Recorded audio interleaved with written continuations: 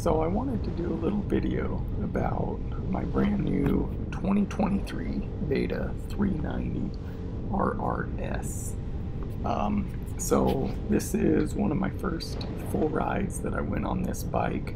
I was pretty excited to get this bike. I've had a lot of four-strokes in the past, and recently, in the last few years, I've gone over to all two-strokes. I have a couple of 300s, a Beta 300 and a Sherco 300, and then I also have a Vertigo 280 Trials bike. The reason I went over to two-strokes was in 21 I bought a brand new KTM 350 XCW, and I really thought I enjoyed that bike quite a bit.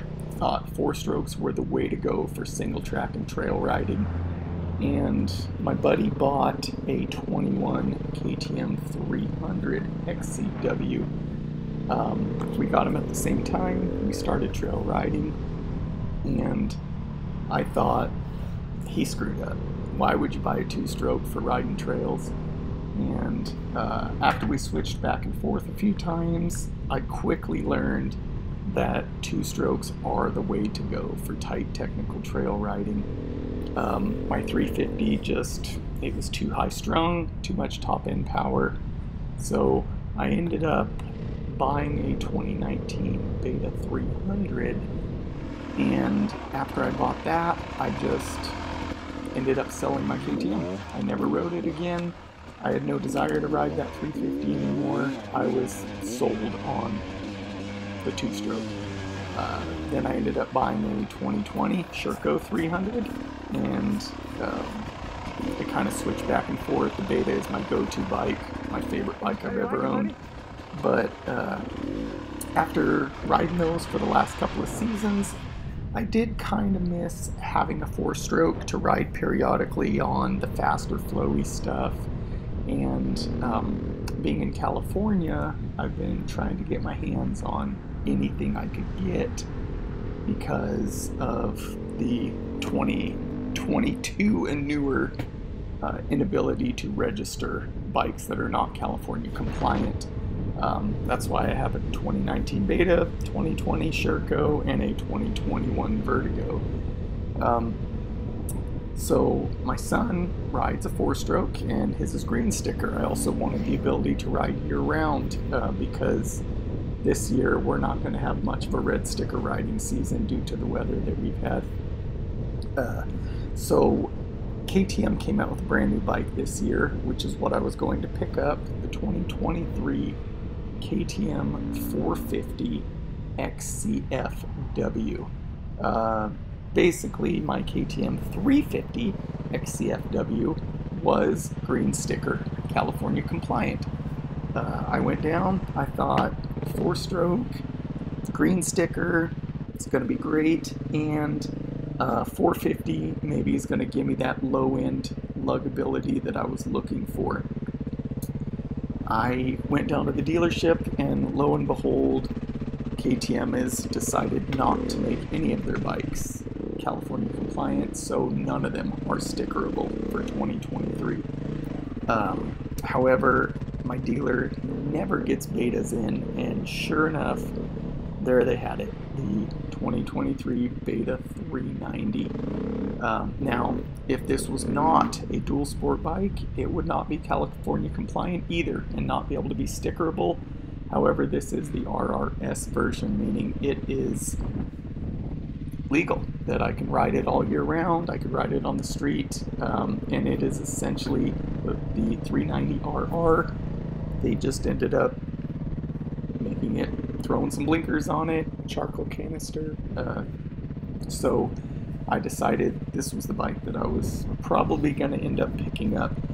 The reason that I was so interested in the 390, it sounds like it's pretty similar to the 350 that I had before, but not even close. The 390 is actually a 6mm stroked Beta 350. So I'm a big gearhead, and anybody else that is big into motors knows that a 6mm stroker is very significant. The Beta 390 actually has a longer stroke than the Beta 430, and the Beta 480.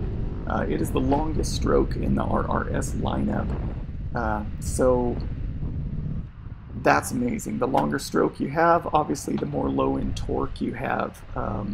And a little side note, normally the more low-end torque a bike has, the better fuel economy it could get, because you can lug it at low RPMs where it's in its torque range and not be high-strung running high RPMs burning fuel. And I'll get to what the mileage on this ride was in just a little bit. But anyways, the 430 was, I felt, probably would have had maybe a decent amount of low end, but it would have been that higher RPM. Essentially, it's a 95 millimeter bore, which is the same as most of your average 450s out there. It is just basically kind of a de-stroked 450. And the 390 is a stroked 350. The 480, that one's pretty interesting. That one actually runs a decent sized stroke. I think it was around 60 millimeters or so, but it's running a 100 millimeter bore, which is basically like a big bore 450. You could look at it that way. So anyways, the 390 was right in the realm of what I thought would be the best all-around bike. Feel fairly light and nimble. So when I picked it up and I brought it home, I went on the first ride and I was disappointed. It wasn't what I thought it was going to be. It didn't have the torque that I thought it was going to have. And I had a little bit of buyer's remorse. I had a little bit of regret after bringing it home. As soon as I did my little ride, thought, you know, it wasn't quite what I thought it was going to be. I looked at the map switch and nothing was lit up on the map switch. So I ended up hitting the button and lo and behold, the little blue sun lights up. So I clicked it again and no lights lit up again. So turns out mine actually had a map switch that the LED had burned out in on the little rain cloud. So I was riding it in rain mode the whole time, and unlike my Beta 300, the map switch on these newer Betas, especially these fuel-injected 4-strokes, they make a pretty significant difference. So I took it for another ride in sun mode, and the thing had significantly more bottom end on it, a lot more snap, what I was looking for, that lofting of the front end when you wanted to kind of jump over a log or a little gap or something like that. So I was pretty happy. The next thing I did was swap out the 15-tooth front sprocket with the 13-tooth that comes in the box with the bike, and that was on the money. That is the sweet spot. Got that done, took it out, played around in my little trials area in the backyard, and this is what I thought it was going to be. It would loft that front end, not quite as good as a 300, but the front end felt very light. It was really, really what I was looking for on the 390. So once I was all done with that, kind of got that where I wanted. The next couple days I spent kind of going through the bike, kind of checking everything out, readjusting the controls the way I want. As the amount of throw on the steering is pretty sorry when you get it. I ended up having to cut down the bolts that limit the amount of turning radius that you have. I had to kind of do a couple other things to where I had full throw, to where the forks would almost touch the radiators on both sides, very similar to what I set up my 300s, and obviously the trials bikes, you can dang near turn them 90 degrees.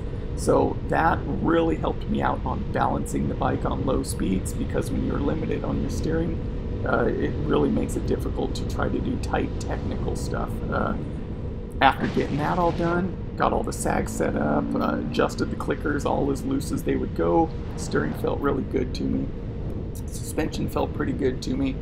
The one thing I did notice on this bike, though, keep in mind I only had about 2.5 hours on it now, was when the bike was cold and I'd start it, it would smoke. I'd get blue smoke coming out the tailpipe, and start doing a little bit of research, seeing that this was kind of a common issue for some of the 350s and the 390s. So I checked the oil, thought, man, it's way overfilled. They put way too much oil in it from the factory. It's like way up over the the little sight window, and turns out I didn't know about that either, and betas actually want to be checked with them running. You actually have to check them running. So it turns out it was actually low on oil because it wasn't even in the sight window when it was running, so that wasn't really the issue. I went down, talked to the dealer, got everything to change the oil, got their recommended oil that they wanted. Warranty is incredible, I gotta say that real quick. Beta, I told them about the map switch. They didn't even hesitate. They ordered a new map switch, and I'll be putting that in as soon as it arrives. But so I got home, rode it around a little bit more, and as soon as I was able to hit that 3-hour mark, I drained all the oil, measured the oil that came out, and I got just over 600 cc's out of the engine. They're supposed to have 750 in there. Maybe it was pretty close. I'm guessing maybe it had 650 or so. I mean, I drained it pretty well, but I'm sure a lot of it was stuck on the inside of the cases, stuff like that. So refilled it, put 650 cc's back in it, and then started the bike, ran it, and then as it was running, I went ahead and added an additional 100 cc's, and it put it right on the money to where it needed to be, right at the top of that little red circle in the sight window with 750 cc's. So I was happy with that, but as I got it up to operating temperature, after changing the oil, I noticed that it was dripping coolant. And I noticed this ever since I got it. I thought, well, maybe it was just coming out the overflow tube, since it doesn't have a catch can on it. Started kind of searching around, and it was actually coming out of one of the coolant hoses. It wasn't tightened down all the way, so it was actually dripping out of the coolant hose. So I was able to tighten that down. Was getting a little nervous about Beta's build quality at this point, but I know the Beta I currently have, and all the reviews I've read, Beta is pretty good. So I kind of chalked it up to just maybe a slight oversight or something. Went through the whole rest of the bike, checked all the bolts, checked everything out, and everything checked out good. So got it on the road, rode it around, and this was actually my first kind of long ride with it since I've kind of set everything up the way I wanted and got everything all dialed in the way it needed to be. This is also the first video I've done with my new GoPro Max with the 360, so I'm pretty excited about that. Probably won't come out very good, but I'm still pretty excited about it. So anyways, that's you can kind of watch. I'll pan around a little bit, kind of play around with it. So now as far as the 390, I feel it is like the Goldilocks motor. It's the 350 for me. Like I said earlier, it just didn't have the low end that I wanted. It would flame out all the time. When I start doing technical stuff, I was constantly flaming the bike out, and I've had a lot of 450s, and they're just, they got too much power for me. I'm like 150 pounds. I don't need the 450 for the tight technical stuff, and this 390 is just where it needs to be. The power band is extremely linear. When you want to bring it up, when you want to raise that front end, with that 13 tooth, it doesn't matter what gear you're in. You can just loft the front end, no clutch, no problem. It brings the front end up in the air, but it's not fast like a two-stroke. It doesn't hit that power band. Even my 350 would kind of once it got into those mid RPMs, it would start rising up on me pretty fast. And this one doesn't do it. It is a very linear power band. So I was pretty happy about that. One of the things I did want to say was I went on this ride. Most of it was all 50, 55 miles an hour. But before I talk about that, the tachometer, all screwed up. That thing, it comes with those Trail Techs, the Voyagers, which are awesome, but the tachometer was just all over the place. I knew something was wrong with it. When I'd ride it, it'd bounce all over. So I ended up going into the settings and found that the sensitivity was set on high, which was causing the tachometer to bounce all over. So I set the sensitivity a little low, took it on a little cruise around the roads, and thought, man, I can't even get this thing above, you know, 3,500 RPMs when I'm cruising around. Made a quick pit stop, checked, and the PPRs, which I believe is pulses per revolution, was set to 1. Well, 2 strokes have 1 pulse per revolution, but 4 strokes do not. They have 1 pulse for every 2 revolutions, or a half pulse per revolution, you could say. So I went ahead and set it to 1/2 pulse per revolution, and perfect. Now the tachometer reads exactly like it should. I think I did a little bit of research and found that sometimes they don't get set up from the factory, so I was a little bit disappointed with that as well, but luckily it was an easy fix, and maybe if someone else is having that same problem, they can listen to this video and maybe get theirs fixed also, if maybe theirs didn't get set up from the factory quite right. So I got that all taken care of. But anyway, so I was looking forward to seeing what the fuel economy would be on this. It doesn't come with a massive tank. I think it's like a 2.4 gallon or something like that. But most all of this was road riding. I was usually doing about 50, 55 miles an hour, which was putting me just shy of the 7,000 RPM mark. So with that 13 tooth, it definitely kind of revs a little high going down the road, but you won't regret it when you're riding the trails or riding the technical stuff with the 13 tooth. I topped the bike off before I went on my ride, did my ride, got back into town, and I was at 71 miles on the odometer. Topped the bike back off, and it took 1.41 gallons. So 1.41 gallons on the bike got me 71 miles. You can go ahead and do the math, but that's pretty darn good. Pretty darn good. So I was pretty happy about that. So anyways, I took it on some of the technical stuff out there. It obviously does not throw around like my 300s do, and I'm really being easy on it. I'm not used to riding 4 strokes anymore, so I'm trying to get the hang of it, trying to get a hang of the weight transfer, the balance, all those things.